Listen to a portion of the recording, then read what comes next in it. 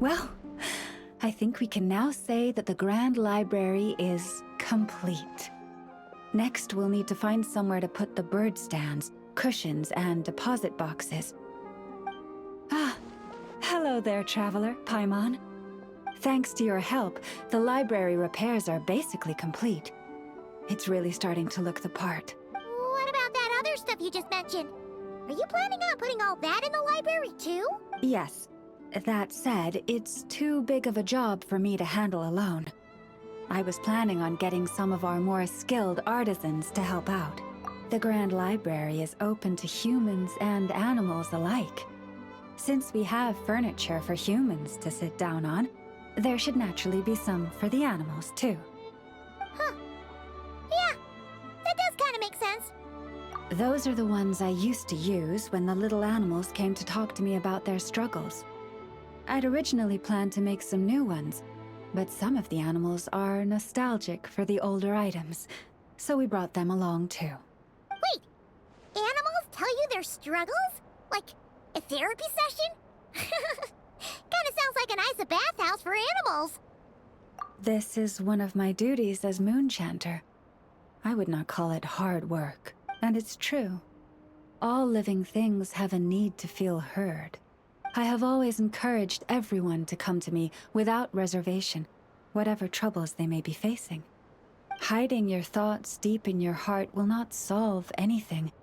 In fact, it often makes the problem worse. Oh, well, I've never looked at the numbers, but my sense is that the animals consult me more often. After all, my daily routine is more or less the same as that of my people. It's only when I have free time that I get the occasional human visitor. Animals, on the other hand, lead very different routines from us. Sheik badgers tend to visit in the early morning hours, while ibises often drop by after sunrise.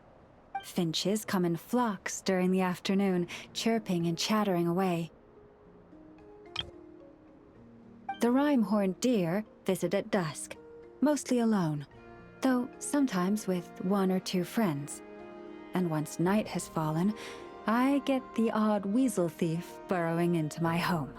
Oh, but that leaves you with no time to yourself at all. It truly is. There was one time when a weasel thief stole some pine cones that a group of finches was hoarding.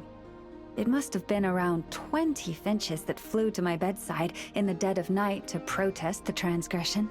I had to ask a sniffer mole who I'd just been chatting with to invite the weasel thief over. It took a lot of work to convince it to reveal where the pine cones were. By the time all parties were satisfied and ready to leave, the sun was up. I slept in till past noon that day. Huh.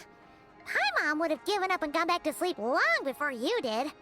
And probably pulled a blanket over her head first to block out the noise. Since they'd taken the trouble to come to me, I felt I had a duty to help them, and the results made it all worthwhile. But humans are less forthcoming than animals. Too often, they hide their true feelings in the deepest corners of their hearts.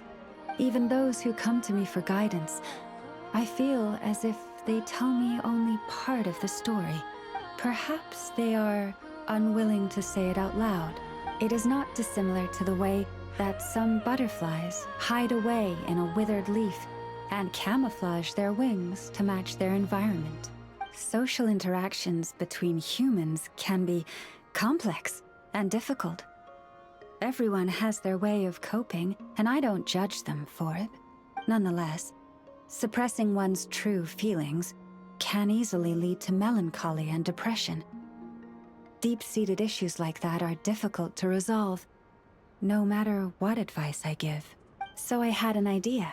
I thought, what if I could find a way to bring complicated human minds and straightforward animal ones together? Maybe by spending some time around each other, both could experience a new perspective. It was with that in mind, except maybe on rainy days, and perhaps the company of our dear animal friends, who will not be driven away by anything they say, might encourage people to open their hearts and share the truth of what lies within. Wow, you really put a lot of thought lot into this library renovation. Oh, it sounds great to Paimon. Hugging fluffy animals, lounging in a chair all day without a care in the world. Of course. Your assistance with the renovation works was invaluable.